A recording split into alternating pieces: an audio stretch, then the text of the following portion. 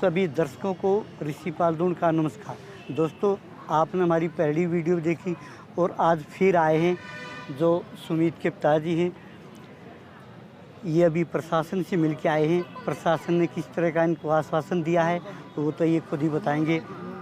भाई जी राम राम जी नमस्कार। अभी आप किसके पास गए थे? प्रशासन प्रशासन के पास जो इसमें आदमियों की जो कमेटी बनाई गई है, कमेटी गठित करी है। हाँ जी। जो एडिशनल एसपी हैं एक। हाँ जी। नाम तो देखो मेरे नहीं ध्यान है उनका। कोई भी हाँ, लेकिन इसमें जो 4 अधिकारी लगाए गए हैं उनके पास गए। अच्छा जी, क्या आश्वासन दिया उन्होंने पहले तो जो बात है, जो कोई भी अधिकारी आओगा तो एक बार है ना डिटेल में तो उनको चीज़ें बतानी पड़ती हैं। हाँ जी। जैसे कोई नया मीडिया वाला आ गया तो भाई क्या बात हुई, ये बात हुई है। जब उसको पता लग जाएगा फिर वो नहीं पूछेगा ये चीज़ें, क्योंकि उसको मालूम लग गया। उसने जो हमने जो आपको बताया गया है, समाज को बता दिया है, प्रशासन को बता दिया, उसको आगे भी यही बात रखी है। अभी आज 8 दिन बीत गए होंगे, काफ़ी संख्या महिला भी हैं और आपके रिश्तेदार अड़ोसी पड़ोसी गुआंढ के इतने परेशान हैं कि आपको कुछ लग रहा है कि आपको न्याय मिलेगा? बिल्कुल, क्योंकि हम जीत का नज़दीक हैं। अच्छा जी। हाँ, और मुजरिम है ना, वो भागते फिर रहे हैं और घूमते फिर रहे हैं और लुकते फिर रहे हैं। ऐसा सूत्रों से पता है कि लड़की और उसकी माँ दोनों घर से गायब हैं। अच्छा जी। तो अगर वह दोषी नहीं है तो फिर पब्लिक और मीडिया के सामने क्यों नहीं आंदी?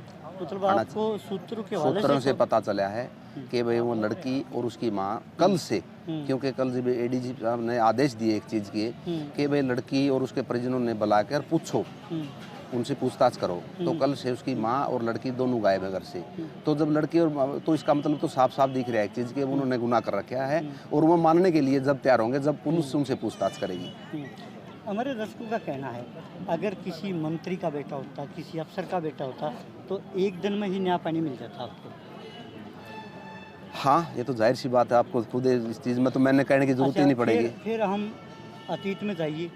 पहले जब रजवाड़े हुआ करते ना तो राजा दिन छिपने से पहले न्याय मिल जाता, और आपके तो लगभग एक मनी 8 सूरत छप गई। मेरे तो आज 16 दिन हो गया है, क्योंकि पहली बात तो एक थी, प्रशासन जाग्ञा कैल है। अच्छा। उससे पहले तो एक उन्होंने कहा अगर कुंभकर्ण की नींद थी, वो कुंभकर्ण की नींद ले रहा था। उसका अगर ढोल बजा लिए, बीन बजा ली, ठीक है। जब जो कमेटी गठित हो रही है, जो यहाँ के वह उन्होंने जब कुछ कदम उठाया है तो डीजी साहब से मिले हैं, उन्होंने कुछ ऐसी चीज़ रखी है कि हाँ मना इसमें कुछ एक चीज़ है कि भाई 2 चीज़ें बात करी उसने कि लड़की तो मुजरिम है ही है। अगर उसने मर्डर कराया तो मुजरिम है, अगर उसने सुसाइड कराया तो भी मुजरिम है। वो कारण बताऊंगा। मर्डर कराया है तो देखो वह है, अगर उसने खुद ने सुसाइड कराया है तो उसने उकसाया है, उसने टॉर्चर कराया है तो भी मुजरिम है वह। अच्छा भाई जी, नरेश जी, जब आप नहीं पता था लड़की अब लड़की के साथ झगड़े कर लगी, ठीक है, और काम भी नहीं करती, तो फिर भी आप पैसा क्यों दे रहे थे? मैं है ना एक चीज़ के लिए दे रहा था। देखो मैं आपको बताता, मैं घुमाया फिरा के बात ना मना करनी है, ना मना जरूरत है। ठीक है। आप बताओ एक चीज़ के लिए, घर से आप शहर से एक सेब ले आओगे और नहीं सोचोगे यार मैं नहीं खाता, मैं लड़का है उसके साथ ही बैठ कर खाऊंगा या वो कल्ला खाऊंगा। तो अपन ये जाम रखे थे तो खर्चा कौन देगा? चाहे वो दुखी हो चाहे सुखी हो। आज एक चीज़ देखो, वो डेड बॉडी उसकी, फिर भी वो परिवार बैठा है, उसमें तो कुछ नहीं आना ही। तो यानी माँ बाप की एक मजबूरी है। एक चीज़ देखो आप, अगर कहीं भी झुकना पड़ता है तो माँ बाप ने उलायद का आगे झुकना पड़ता है, अदरवाइज किसी का आगे झुकने की उसने जरूरत ही नहीं पड़ती। वहाँ तो सामना कर लेता है, लेकिन उलायद का आगे उसने झुकना पड़ा ही पड़ेगा। आखिरी बात कहूँगा, अब एक बच्चे की जो डेड बॉडी है वो तो मिट्टी हो चुकी है, फिर भी ख़राब होती जा रही है जितने दिन रखेंगे, तो आप किस तरह का न्याय चाहते हो? मैं तो ये चाहता हूँ न्याय कि जो लड़की वो दोषी है उसको अरेस्ट करो, गिरफ्तार करो, उसे पूछताछ करो, जो इसमें ऑन इन्वॉल्व है, क्योंकि लड़की इसमें अकेली नहीं है, तो उसमें और भी साथी हैं, वो बताएगी। और 2 दिन के बाद, 1 दिन के बाद समय आएगा इसका भी, जब प्रशासन ने आज क्या करा है कि सीढ़ियाँ देखी हैं, उस पर पैर नहीं टेका है, और आज या कल में पैर टेकना भी शुरू कर देंगे। पैर टेकना शुरू कर देंगे तो रास्ता भी मिलेगा। देखो दोस्तों, ये थी जो सुमित के पिताजी की थी जो रूपरेखा। भाई साहब, हम तो यही करेंगे, सरकार से प्रार्थना करें, आपको नया पानी मिलना चाहिए और दूध का दूध, पानी का पानी हो जाना चाहिए। भाई साहब नमस्कार। नमस्कार। हमारे दर्शकों को अपना एक बार परिचय दिए। मेरा नाम है प्रदीप भानखड़ और मैं एक भीम आर्मी का कार्यकर्ता हूँ। और मेरे साथ में बहुजन समाज पार्टी के सभी साथी, एक अच्छी मजबूत टीम यहाँ पे पहुँची है। बात ये है सर, जो सुमित नाम का लड़का था ना, उसने 3 महीने पहले शादी करी थी कि लड़की रितु नाम से। हाँ जी, हाँ जी। और सुमित उसको पहले 3 महीने से लिव इन रिलेशन में रह रहा था। जब वो 3 महीने से पहले रह रहा था तो घर से मोटा पैसा लेके जाया करता था, चोरी करके निकाल के 1.5 लाख रुपए एक बार लगा, 75 के लगे, गहने वो वगैरह लेगा, उसको बेच के उसके खर्चे अच्छे ढंग से मतलब चला रहा था। उसको मौज मस्ती वाली ज़िंदगी, पिज्जा बर्गर वाली ज़िंदगी चला रहा था। बच्चे की उम्र 22 साल थी, लड़की की उम्र भी 18 से 19 साल के बीच में थी। लड़की भी ना समझती थी, लड़का भी ना समझता, दोनों एक दूसरे को झेल नहीं पाए, नादान बुद्धि थी, दोनों एक दूसरे को झेल ही नहीं पाए। हाँ जी, हाँ जी। जिस हिसाब से अब लड़की ने लड़के के ऊपर प्रेशर बनाना शुरू कर दिया कि मेरे खर्चे इतने कम पैसों में नहीं चलेंगे, अपने फादर साहब से जाओ, उनसे पैसे लेके आओ। जैसा परिवार के लोगों ने बताया कि उस लड़की ने गाड़ी की डिमांड करी। उस लड़की ने फिर कहा कि 6 से 7 लाख रुपए गहने मेरे बनवाने थे आपने, तो मेरे गहने क्यों नहीं बनवाए। तो इस तरह की जो टॉर्चरबाजी लड़की के ऊपर लगातार आ रही थी। जन्माष्टमी के दिन, जो अभी बीती जन्माष्टमी की, उस दिन रात को उस लड़की ने 2 बजे लड़ाई करी।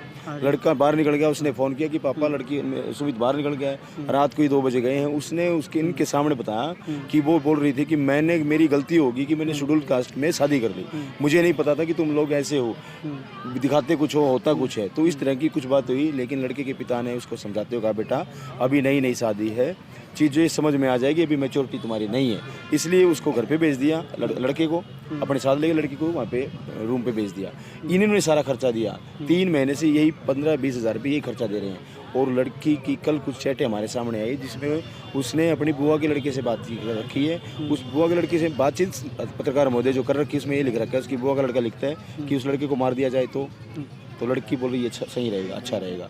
तो इस तरह के तथ्य हमारे सामने आए, तब जाके और गहरा मतलब हमारा विश्वास बढ़ जाता है कि ये देखो दोनों मामले हैं, या तो एक षड्यंत्र के मर्डर है ये, या फिर अगर मर्डर नहीं है तो फिर ये डेफिनेटली एक चीज़ और मैं बता देता हूँ, लड़की ने 100% टॉर्चर किया है। ये ब्लैकमेलिंग है। ये लड़का जो 22 साल का लड़का है इतनी आसानी से मरने वाला नहीं है। ये परिवार के सारे लोग माध्यम से, यहाँ के सरकार से, यहाँ के प्रशासनिक अधिकारियों से, जैसे कि कल हम एडीजीपी साहब से मिले, श्रीकांत यादव जी से, उनसे मिलके हमने सब सारी चीज़ें उनके सामने बताई, तब जाके प्रशासनिक अधिकारी हरकत में आए हैं। नहीं तो प्रशासनिक अधिकारी यहाँ पे बात करने नहीं आ रहे थे। डीएसपी कप्तान का रवैया परिवार को लेकर इतना एक हफ्ता हो गया भाई साहब, पूरा मैं तो नुकूँ यहाँ 1000 आदमी, एक घर परिवार परेशान है। सरकार क्यों नहीं न्यापानी कर रही? देखिए सरकारें हैं सर पूंजीपति लोगों के लिए। अच्छा जी। सरकारें गरीब हैं, के लिए? गरीब के लिए होता है। तो सर हमने देखो ऐसा नहीं, पहले का बॉडी नहीं है ये, पहला मामला नहीं है, पता नहीं है कितने सैकड़ों मामले हम देखते हैं, हर रोज का मामला होता है कि गरीब इंसान को दबा दिया जाता है, पूंजीपति आदमी को उठा दिया जाता है हमेशा। जैसे कि इन्होंने बताया एक लड़की, उसकी दोस्त है रितु नाम की, जो लड़की सुमित की वाइफ थी, उसकी दोस्त है, वो कमरे पर रुकने के लिए आई थी। जिस दिन कमरे पर रुकने के लिए आई तो उस लड़की ने, रितु ने अपने सुमित के साथ लड़ाई करी, झगड़ा किया और बोतल उठा के उसके पीछे यहाँ पे सिर में मारी। सुमित बेहोश होते होते बचा, उसने पानी वानी पिला के थोड़ा सा मसल के उसको ठीक किया। जब मकान मालिक से पता किया तो हर रोज का नाटक था कि लड़ाइयाँ झगड़ा करना ये करना। अब जब एडीजीपी यादव साहब ने सख्त आदेश दिए कि जाके उसको पकड़ो, तो लड़की भी गायब है घर से और उसकी लड़की की माँ भी गायब है। अब एक चीज़ और है सर, हमने ऑडियो सुनी, ऑडियो में जातिवाद, देखो सर जाति है कि कभी जाति नहीं, ये देश भारत है सर, और भारत हरियाणा के उस क्षेत्र में हम रहते हैं जहाँ पे जातिवाद का एक चरम सीमा पे है। दूसरा ये सरकारें हैं जातिवाद को बढ़ावा देती है। अब मेरा कहना ये है कि जब उन्होंने फ़ोन किया, जब लड़की अपने परिवार के कांटेक्ट में आई, माँ के कांटेक्ट में, अपने बुआ के लड़के के कांटेक्ट में आ चुकी थी, अपने भाई के कांटेक्ट, तो वहाँ से बातचीत होना शुरू हो गई थी। बातचीत होना शुरू होगी तो फिर जातिवाद उन्होंने घोल दिया कि भाई तूने चमार जाति की लड़की साथ शादी क्यों करी। भाई साहब आपने, मैं बीच में रोकूंगा, आपने काफ़ी बातों की झड़ी लगा दी। एक ही बात करूँगा, जब लड़का लड़की की सहमति होगी, लव मैरिज कर ली, वहाँ जाति का लफड़ा तो बीच का वो खत्म हो गया सर। तो फिर भी ऐसी बात क्यों आ गई? बिल्कुल जायज़ बात है सर, देखने में थोड़ा सा अच्छा लगता है, देखने में हमें लगता है कि लड़की ने अपना शादी कर ली, देखने में अच्छा लगता है, लेकिन प्रैक्टिकल बाद में कुछ और होता है। जब हम किसी के नज़दीक रहते हैं ना सर, अगर हम दोनों भाई हैं लगातार नज़दीक रहेंगे तो कहीं तो दिक्कत तो लड़की की है सर, इसलिए ये समाज बैठा है सर। हम भी बुद्धिजीवी लोग हैं, चीज़ों को हम भी देखते हैं। मैं भी प्रशासनिक अधिकारी से बोल रहा था, अगर लड़की गलत नहीं है ना सर, तो हम भी नहीं चाहते कि किसी भी लड़की को बिना मतलब हम फंसाएं। लेकिन अब तथ्य सामने आए हैं, तब हमने प्रशासन के ऊपर दबाव बनाना शुरू किया, भाई ये तो गुत्थी सुलझाओ और हमें तथ्य पेश करो कि लड़की का इसमें कोई हाथ नहीं है। ठीक है, मैं धन्यवाद करता हूं। धन्यवाद।